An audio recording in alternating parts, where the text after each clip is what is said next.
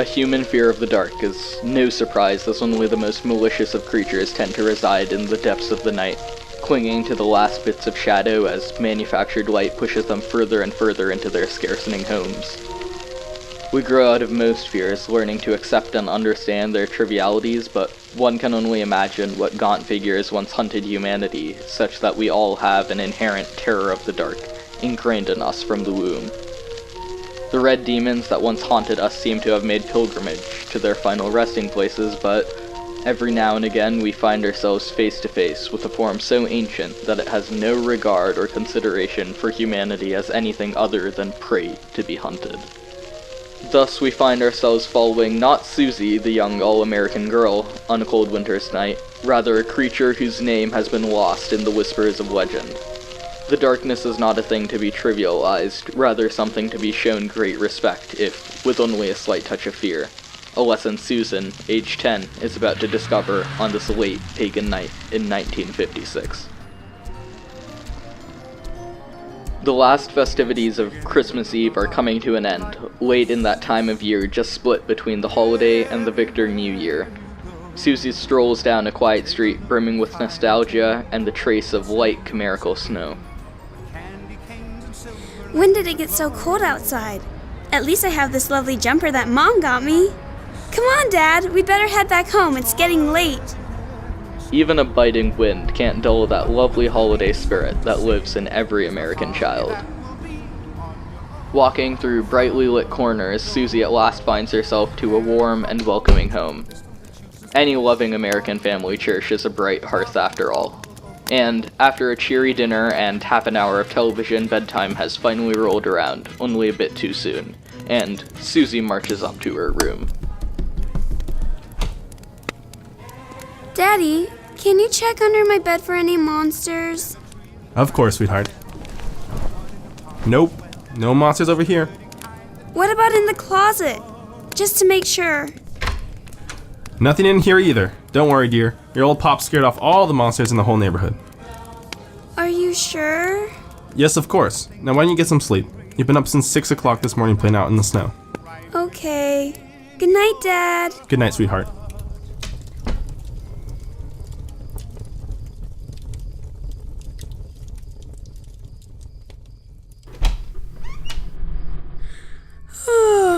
What was that? Who's there? A figure the color of tar stands at the edge of Susie's bed, towering over her small figure. With too many limbs, its grotesque form seems to fill the whole of the girl's vision, as it emanates a cold, hollow breath that seems to push away the safety of a small pink nightlight. Hello? Wait, are you Santa Claus? I've been waiting to meet you for so long.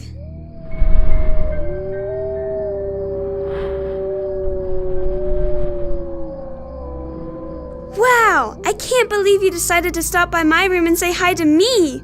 You have to deliver gifts to so many people. Did you get me the Legos that I wanted?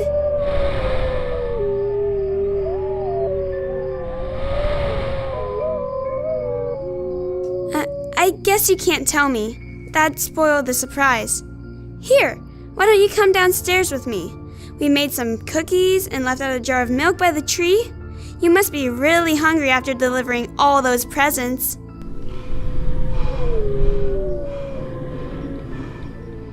Hey, wait a minute. Where's your suit and hat? Aren't you supposed to have a big bag of presents? I can't quite see. It's really dark.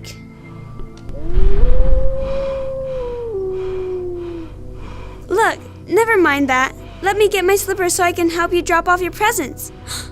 Oh, maybe I can even come and see your sleigh and all the reindeer.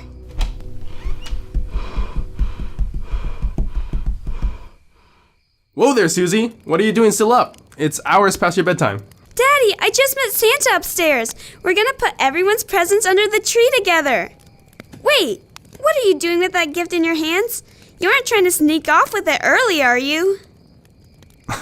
Oh no, dear. Santa just gave me this one to put under the tree for him. He can't do everything himself, you know. How did he give that one to you? He's been in my room this whole time. What are you talking about, sweetheart? Come on, I'll show you. See? Here he is. Wait, where did he go? Well, I guess he headed off to drop off the rest of his presents. Now why don't you get some sleep, honey? It's already 2 in the morning. Okay, I guess I can go to bed. He was just here, though. Oh, what's this? Why, look at that. It seems like Santa's giving you an early present. Isn't this a cute little doll? It's okay. Why is it all black, Daddy? It's a really special one. Look, it's all made of felt and has 2 tiny button eyes. I guess you're quite a lucky girl. It's pretty cold though. Must be because it's been riding in Santa's sleigh all night. Why don't we just keep it over here for now? There, doesn't it look lovely sitting there? I'm sure it'll protect you from any of the monsters Daddy's missed. Good night, sweetheart. Good night, Daddy. And so we come to the end of Susie's story, not one of Christmas cheer, rather a mix-up of an ever-scarcening supply of childhood innocence and a world that was never meant to collide with ours. Susie, age 10, is just one of thousands of little American children who will wake up bright-eyed on Christmas morning, brimming with stories of their late-night encounters with the one and only Santa Claus. But some families are faced with a different reality, waking up to a cold breeze blowing in through an open door, and every few years a child's footsteps are found in the fresh snow of Christmas morning, stumbling slowly farther and farther away from home as they follow the trails of too many dragging arms and a pair of large clawed feet that lead deeper and deeper into the woods, only to never be seen again.